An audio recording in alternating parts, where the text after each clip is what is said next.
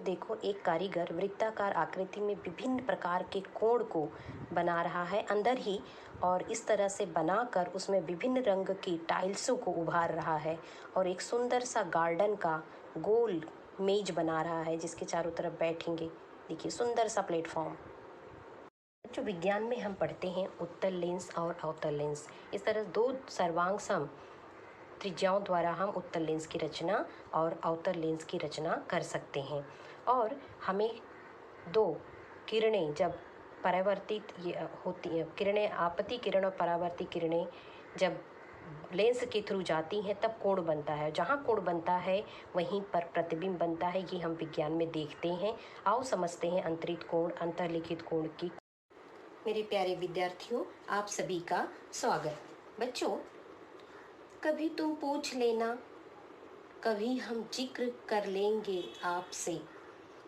कुछ दिनों का माजरा है बच्चों, फिर साथ में बैठकर ही सवाल हल कर लेंगे। तो हम कोशिश कर रहे हैं आपके विभिन्न सवालों का जवाब देने की, और उम्मीद है कि आप भी ध्यान से वीडियो देख रहे हैं और समझ रहे हैं।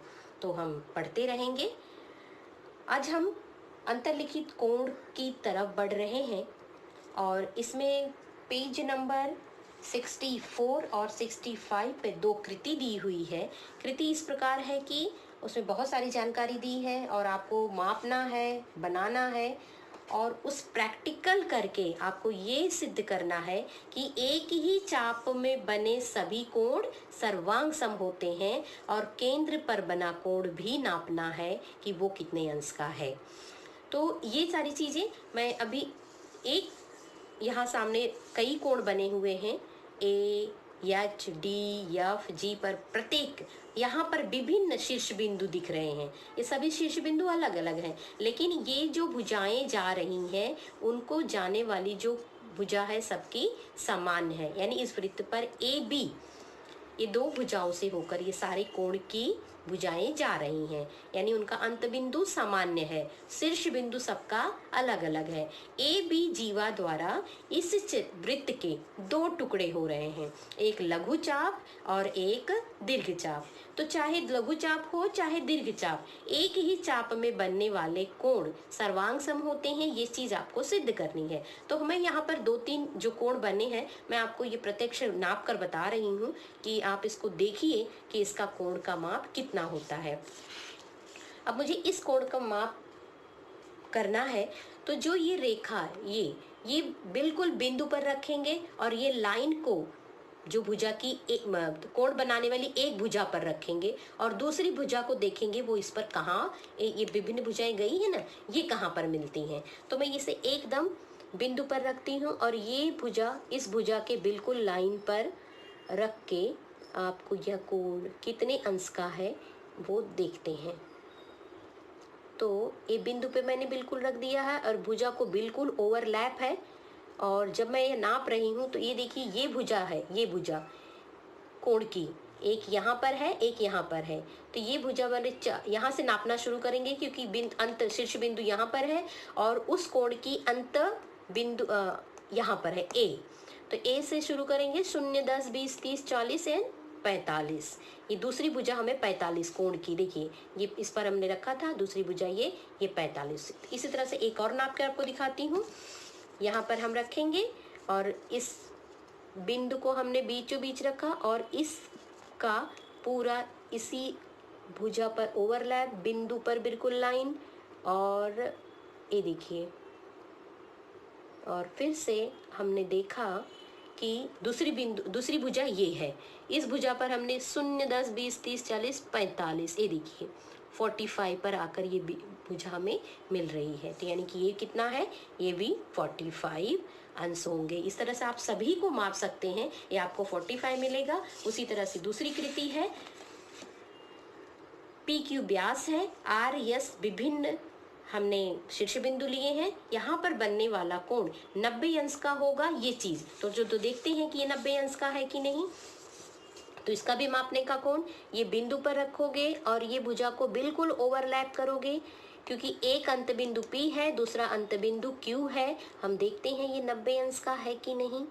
बच्चों देखो, ये आपको इस बिंदु पर, और देखो बिल्कुल परफेक्ट 90 अंश का इस भुजा पर और ये बिंदु पर कोण बन रहा है। एक भुजा ब्लू कलर की देखो यहाँ पर ओवरलैप है और दूसरी ये दिखाई दे रही है जो नाम 90 पे जाकर संकेतित हो रही है ना। उसी तरह से यस को भी नापोगे अगर आप, तो वो भी 90 अंश का ये बिंदु पर रखोगे, इस लाइन को पूरा ओवरलैप, और ये देखिए ये वाली लाइन भी बिल्कुल 90 पे जा रही है। तो यानी कि ये कृति है कि अर्धवृत्त है, अर्धवृत्त पर बना कोण समकोण होता है और यहाँ पर हमने विभिन्न शीर्ष बिंदुओं पर कोण नापे, ये क्या होते हैं, सर्वांग सम होते हैं। तो एक ही चाप में बने सभी कोण सर्वांग सम होते हैं। ये दो कृति से हमने देख लिया। अब अंतर्लिखित कोण, यानी एक ये सारे अंतर्लिखित कोण है, अंतर्लिखित कोण है ये, और ये चाप इन कोणों द्वारा खंडित चाप है, ये खंडित चाप है। कुछ किताब में दिया है पेज नंबर 66 पे, आपको बताती हूँ कि कौन से चाप हैं खंडित चाप। मुझे इस किताब में देखिए बहुत अच्छी तरह से बहुत सारे एग्जाम्पल्स दिए हुए हैं। यहाँ पर देखोगे कि शीर्ष बिंदु या तो वृत्त पर है, या तो वृत्त के अंदर है, या तो वृत्त के बाहर है, और जो कोण बनाने वाली भुजाएं हैं या तो वो छेदन रेखा है या तो स्पर्श रेखा है। यानी जो भुजा है उसका अंत बिंदु कहीं न कहीं वृत्त को स्पर्श कर रहा है या तो क्रॉस करके आगे जा रहा है।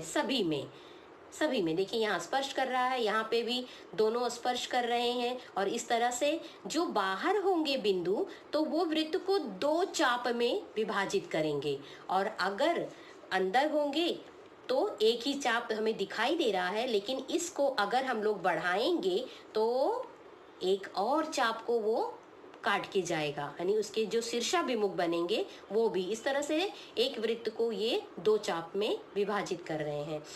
और यहाँ पर अगर एक स्पर्श रेखा एक छेदन रेखा है तो ये दोनों भुजा द्वारा एक ही चाप खंडित हो रहा है। ये नहीं होगा, अगर इसको बढ़ाएंगे तो ये भी होगा, अगर इसको हम बढ़ाएंगे तो अदरवाइज इस कोण से एक ही हो रहा है। अब अगर यहाँ कोण का शीर्ष बिंदु वृत्त पर है तो इसके द्वारा सिर्फ यही चाप खंडित होता है, क्योंकि इसके अंत बिंदु ए और सी यहाँ वृत्त पर है और इन दोनों द्वारा। तो ये ऐसे सिचुएशन में ही हम कहेंगे कि अंतःखंडित चाप है। कब नहीं होगा, जब कोई एक तो छेदन रेखा है लेकिन दूसरा जो भुजा है कोण बनाने वाली भुजा, देखिए ये स्पर्श भी नहीं कर रही है और ना तो ही छेद कर जा रही है, ना तो काट के जा रही है। तो दोनों भुजा कंपल्सरी है या तो स्पर्श करे और या तो उसे काट कर या छेद कर आगे जाए, तो ही हम कहेंगे कि यह चाप अंतःखंडित है, नहीं तो नहीं। तो ये अंतःखंडित चाप नहीं है सिर्फ इस केस में। तो बच्चों अभी चलते हैं, हम अंतर्लिखित कोण प्रमेय पढ़ेंगे और समझेंगे कि वह प्रमेय कैसे सिद्ध कर सकते हैं। थोड़ा हो सकता है ये लंबा हो जाए, लेकिन आपको पढ़ना है और समझना है इस प्रमेय को, बहुत इम्पोर्टेंट है सवाल करने के लिए भी, और यह प्रमेय भी पूछा जाता है। तो कथन क्या है हमारे प्रमेय की, वृत्त के अंतर्लिखित कोण का माप उसके द्वारा अंतःखंडित चाप के माप का आधा होता है। ये हमारा कथन है। तो दत्त क्या दिया हुआ है, इस कथन के अनुसार हमें दत्त और साध्य दोनों दिया जाता है। बच्चों प्रमेय है या कोई सवाल है, सबसे पहले आप डायग्राम बनाओगे, इसके बाद दत्त साध्य की शुरुआत करोगे। मैं बारंबार इस बात को याद आपको दिलाती हूँ, मैंने ये अलग आकृति सिर्फ इसलिए बनाई है ताकि जब भी जरूरत हो मैं आपके समक्ष कैमरा के इसको रख सकूं और आपको वह डायग्राम दिखा सकूं। नहीं तो नियम है कि आप जब आकृति बनाते हो उसी पेज पर आकृति बनाइए, डायग्राम बनाइए और उसके नीचे दत्त साध्य लिखते जाइए, ये नियम है। लेकिन आपको ऐसे ही शुरुआत करनी है, पहले आकृति बनाओगे, डायग्राम बनाओगे, इसके बाद आपको कथन दत्त साध्य लिखना शुरू करोगे। और हमेशा ध्यान में रहे कि जब भी प्रमेय लिखोगे, डायग्राम या सवाल हल करोगे, डायग्राम आपके सामने होना ही चाहिए। आपके सामने डायग्राम होगा और आप लिखने की शुरुआत करोगे। तो कथन है, और कथन में दत्त दिया होता है और साध्य दिया होता है। तो दत्त क्या है, हमारे डायग्राम में के हिसाब से ओ केंद्र वाली वृत्त में कोण BAC चाप BAC में अंतर्लिखित है, जो कोण बनता होता जिसमें बना होता है उसी चाप में वो अंतर्लिखित होता है और उसके द्वारा अंतःखंडी चाप ये होता है। कोण का नाम ही उस चाप का नाम होता है जिसमें वो अंतर्लिखित होता है। अंतर्लिखित मतलब कि उसमें बना हुआ होता है। तो कोण बीएसी, चाप बीएसी में अंतर्लिखित है। इस कोण द्वारा चाप बीडीसी ये चाप अंतःखंडित हुआ है। तो साध्य क्या करना है, कोण बीएसी आधा होगा मेजर चाप बीडीसी के। अब बच्चों यहाँ पर तीन केस बनता है, तीन केस यानी कि तीन स्थिति बनती है। हम डायग्राम के थ्रू समझेंगे पहले, इसके बाद अपना साध्य लिखेंगे। पहली स्थिति यह होती है कि अंतर्लिखित कोण प्रमेय में वृत्त का केंद्र कोण की भुजा पर स्थित हो। वृत्त का केंद्र भुजा की, अब ये कोण बन रहा है जिसमें कि यह व्यास है और ये एक छेदन रेखा है, तो कोण बन रहा है। दूसरी स्थिति में केंद्र कोण के अंतभाग में, अब ये पूरा कोण, ये कोण है, इस तरह से ये दो छेदन रेखाएं जा रही हैं और जो हमारा केंद्र है उस कोण के अंतभाग में दिख रहा है। और तीसरी स्थिति में है कि ये व्यास है लेकिन कोण हमारा कहाँ बन रहा है, बाह्य भाग में। केंद्र हमारा इस जो कोण है उस कोण के बाह्य भाग में। अब ये यहाँ भी हो सकता है, यहाँ भी हो सकता है, किसी भी परिस्थिति में। तो चलो हम इसको सिद्ध करते हैं। तो पहली परिस्थिति केस ए, हम इसमें देखते हैं कि वृत्त केंद्र कोण की भुजा पर स्थित है। तो बिंदु C और O को हम मिला देते हैं, C और O को मिलाते हैं। जब हम O और C को मिलाएंगे बच्चों तब हमें एक त्रिभुज बनेगा। कौन सा, OAC। जब OAC त्रिभुज बनता है तब हम देखेंगे कि ये भुजा सर्वांग सम, यानी OA सर्वांग सम OC, क्यों, एक ही वृत्त की त्रिज्याएं हैं। जब ये सर्वांग सम है तो इनके सम्मुख कोण ये भी सर्वांग सम होंगे। माना ये x है, ये भी x है, ठीक है। तो बहिष्कोण प्रमेय से हम देखेंगे OAC का बहिष्कोण, किसी त्रिभुज की एक भुजा को आगे बढ़ाते हैं तो बनने वाला कोण बहिष्कोण होता है। तो बहिष्कोण का माप उसके संगत दूरस्थ अंतःकोणों के माप के योगफल के बराबर होता है। तो अगर ये x है और ये x है, क्योंकि दोनों सर्वांग सम है, सर्वांग सम भुजाओं के सम्मुख कोण समद्विबाहु प्रमेय के द्वारा, तो अगर x है तो उसका बहिष्कोण ये इन दोनों के योगफल के बराबर यानी 2x होगा। तो यही चीज हमें लिखनी है। आगे बढ़ते हैं, और ये 2x है, 2x जब इस कोण का माप अगर 2x है तो जो ये चाप है कौन सा, CDE, इसका माप भी 2x होगा। क्यों, केंद्रीय कोण का माप उसके संगत चाप के माप के बराबर होता है। यही चीज बच्चों हमें लिखनी है। हम लिखते हैं बिंदु C और O को मिलाते हैं तो त्रिभुज AOC में भुजा OA सर्वांग समभुजा OC एक ही वृत्त की त्रिज्याएं, इसलिए कोण OAC बराबर OCA। क्यों, समद्विबाहु त्रिभुज प्रमेय द्वारा अगर दोनों भुजाएं सर्वांग सम है तो उनका सम्मुख कोण भी सर्वांग सम होते हैं। इसलिए माना कोण OAC बराबर OCA x है, जैसा मैंने यहाँ डायग्राम में हमने दिखा दिया है आकृति के अनुसार। अब कोण EOC बराबर कोण OAC प्लस कोण OCA, इन दोनों कोणों के योगफल के ये बराबर हो गया त्रिभुज के बहिष्कोण का प्रमेय। अब हमने इसको देखा कि ये दोनों कोण का माप हमने x माना है, यहाँ हमने लिखा भी है x मानकर। अब ये दोनों का हो गया 2x, परंतु EOC कोण क्या है, ये केंद्रीय कोण है, इसलिए मेजर चाप EC का माप भी इस आकृति में EC का माप भी कितना होगा, 2x होगा, केंद्रीय कोण के माप या लघु चाप की परिभाषा के द्वारा। तो पहला और दूसरा को अगर हम ध्यान से देखेंगे तो हमें क्या मिलेगा, कोण OAC बराबर कोण EOC, एक OAC इसी का, क्योंकि ये एक ही रेखा है तो इसी कोण का नाप हम EAC भी, यानी कि एक ही कोण भिन्न नाम से हम लिख सकते हैं। कोण OAC बराबर कोण EAC बराबर आधा होगा मेजर चाप EC के। ये आधा कैसे हुआ, क्योंकि हमने यहाँ पर इसका पक्षांतर कर दिया। ये देखिए x बराबर क्या होगा, x यहीं रहने देंगे तो ये 2 यहाँ चला जाएगा, आधा होगा मेजर चाप EC के x बराबर, तो यही जो हमें सिद्ध करना था तो हो गया ना, x यानी कोण का माप कौन सा, ई ए सी, यहाँ पे हमने देखा पक्षांतर किया तो आ गया x बराबर, और x का माप क्या है, ओ ए सी या ई ए सी। तो हमें यही सिद्ध करना था, ई ए सी बराबर मेजर चाप आधा होगा मेजर चाप ई सी के। ये पहला केस हुआ कब, जब वृत्त का कोण जो है, वृत्त का केंद्र कोण के भुजा पर स्थित होगा। दूसरा आता है हमारा कि अगर वृत्त का केंद्र कोण के अंतभाग में है। बच्चों जब इस केस में होता है तब भी हम ओ सी को मिलाते हैं। जब हम ओ सी को मिलाएंगे तब भी, ये वाला केस हमने एक बार हल कर चुके हैं, इससे ये वाला जो हमने यहाँ सिद्ध किया वही चीज यहाँ पर है। तो अब हम इस दूसरे केस को लिखते हैं। स्थिति दूसरी है, वृत्त का केंद्र कोण के अंतभाग में है, तब आकृति के अनुसार रेख ओ बी मिलाते हैं। ओ बी या ओ सी दोनों को, जैसा पहला हमने कर लिया है, मिलाते हैं कि, और पहली स्थिति में जैसा हमने सिद्ध किया, किए गए विधान के अनुसार ही यह भी सिद्ध कर सकते हैं।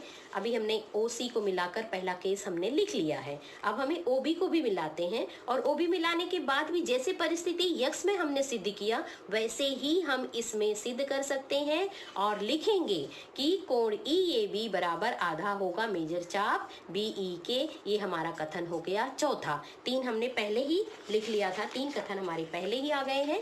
पहला कथन जब हम कोणों को यक्स मानते हैं, दूसरा कथन जब ये चाप आधा होता है, और जब हमने इसको आधा माप लिया कि कोण ई ए सी बराबर आधा होगा मेजर चाप ई सी के। दूसरी में भी हमने, दूसरे केस में भी हम मिलाया, और जैसा पहली परिस्थिति में सिद्ध किए वैसे ही हम इस कोण के बारे में भी लिखेंगे। तो दूसरी परिस्थिति हमारी क्या हुई, कोण ई ए बी बराबर आधा होगा मेजर चाप बी ई के। ये हमारा चौथा कथन। तीसरे और चौथे कथन को हम जोड़ेंगे। बच्चों तीसरा कथन क्या था और दूसरा कथन, तीसरा कथन हमारा कोण ई ए सी बराबर आधा होगा मेजर चाप ई सी, और चौथा कथन है कोण ई ए बी बराबर आधा होगा मेजर चाप बी ई। जब हम दोनों तीसरे और चौथे कथन को जोड़ेंगे तो लेफ्ट हैंड साइड, यानी कि कोण को, जो लेफ्ट हैंड साइड है दोनों पक्षों को जोड़ेंगे, और जो राइट हैंड साइड है उसको अलग जोड़ेंगे। तो लेफ्ट हैंड साइड में कोण हमारा क्या आया, कोण ई ए सी प्लस कोण ई ए बी बराबर आधा चाप मेजर चाप ई सी प्लस आधा मेजर चाप बी ई। यहाँ पे बी है, तीसरी कथन में चाप ई सी है। अब दोनों कोण को अगर हम जोड़ते हैं तो आकृति में हम लोग देखेंगे ई ए सी और ई ए बी दोनों जोड़ेंगे तो हमें पूरा कोण मिल जाएगा सी ए बी या बी ए सी। तो ये कोण मिल जाएगा, हमने लिख दिया कोण बी ए सी। आधा होगा मेजर चाप, दोनों चापों को जोड़ेंगे और चाप के मापों के योगफल के अनुसार ये दोनों जो चाप है डायग्राम में, इन दोनों को जोड़ देंगे, यानी ई सी को और ई बी को, तो हमें पूरा चाप मिल जाएगा। कौन सा, बी डी सी। वही चीज हम यहाँ लिख देंगे। तो कोण बी ए सी बराबर आधा होगा मेजर चाप बी ई सी या बी डी सी। अब नाम है वहां पर तो हम बी डी सी भी ले सकते हैं, बी ई सी, लेकिन सवाल में हमारे बी डी दिया है तो हम बी डी सी, जैसे भी दोनों भी सही होगा। हमने बी डी लिया है तो बी डी, यही चाप है, यही चाप। तो ये हमारा कथन हुआ पांचवा। अब स्थिति तीसरी क्या होती है, वृत्त का कोण वृत्त के बाएं भाग में हो। अब आकृति के अनुसार हम क्या कर लेते हैं, कोण को, अब ये कोण है कौन सा, बी ए सी। अब बी ए सी हमें कैसे, कोण बी ए ई में से अगर हम कोण सी ए ई माइनस, यानी इस पूरे कोण में से ये माइनस कर दें तो हमें ये वाला कोण मिलेगा, है ना। तो हम वही चीज लिखते हैं आकृति के अनुसार, कोण बी ए सी बराबर कोण बी ए ई में से कोण ई ए सी माइनस कर देते हैं, और अंतरलिखित कोण के अनुसार ये क्या है, बी ए ई बराबर इस पूरे चाप का पूरा चाप, और ये क्या है, इस चाप के आधा, वो चीज हम लिखेंगे। बी ए ई आधा है चाप बी सी ई के, और ई ए सी कोण क्या है, आधा है चाप EC के। हम आकृति में देखते हुए इसको लिखेंगे तो आराम से आपके सामने आकृति होगी, आप बराबर देख देख के लिखते जाइएगा। और फिर आधा आधा सामान्य ले लिया, मेजर चाप BCE माइनस मेजर चाप EC, और BCE में से अगर चाप EC निकाल दिया तो क्या बचता है बच्चों, चाप BC। और यही हमें मिल गया कि कोण BAC बराबर कोण BAC बराबर आधा है मेजर चाप BC के। ये हमारा छठा कथन और ये तीसरी स्थिति है। तो तीनों स्थिति में हमने देखा कोण का माप उनके इस चाप के माप का आधा होता है। कोण का माप इनके इस चाप के माप का आधा होता है। कोण का माप इनके इस चाप के माप का आधा होता है। अगर बच्चों ये माप 30 है तो इस चाप का माप कितना होगा, 60 होगा। अगर इस पूरे चाप का माप 70 है तो कोण का माप कितना होगा, 35, यानी ये आधा होता है। इसी कथन को हम अगर इसी बात को जो हमने सिद्ध किया है, अगर मैं यहाँ कोण लेती हूँ, इस कोण का माप अगर 40 है तो हमारा ये चाप कितना होगा, दुगना होता है। चाप ज्यादा होता है, कोण उसका आधा होता है। ये ध्यान रखिए, चाप ज्यादा होता है, कोण उसका आधा होता है। तो अगर कोण 40 है तो चाप कितना हो जाएगा, 80। ठीक है। इसी को हम अगर हम कथन में पढ़ें तो वृत्त का कथन में कहें तो वृत्त चाप द्वारा वृत्त के किसी भी बिंदु से अंतरित किए गए कोण का माप उसी चाप द्वारा वृत्त से अंतरित किए गए कोण के माप के आधा होता है, यानी कि केंद्र के कोण की। इस कोण की बात, इस कोण का बात करा, जो ये कोण बना है इस कोण के ये आधा होता है। वही जो कोण केंद्रीय कोण वही है चाप होता है। तो हम चाप की बात करते हैं। तो आप एक ही चीज याद रखिए कि अंतरलिखित कोण का माप उसके द्वारा अंतःखंडी चाप का आधा होता है। यही एक वाक्य याद रखिए और इसी वाक्य को याद से आप सवाल हल करोगे और बहुत आसान होगा सवाल हल करना। प्रमेय को फिर से आप 1-2 बार सुनना, तभी आपको समझ में आ जाएगा। और अच्छे से लिखिए, समझिए। तब तक खुद को प्रेरित करते रहिए, गणित को लिखकर समझकर पढ़ते रहिए। थैंक यू बच्चों।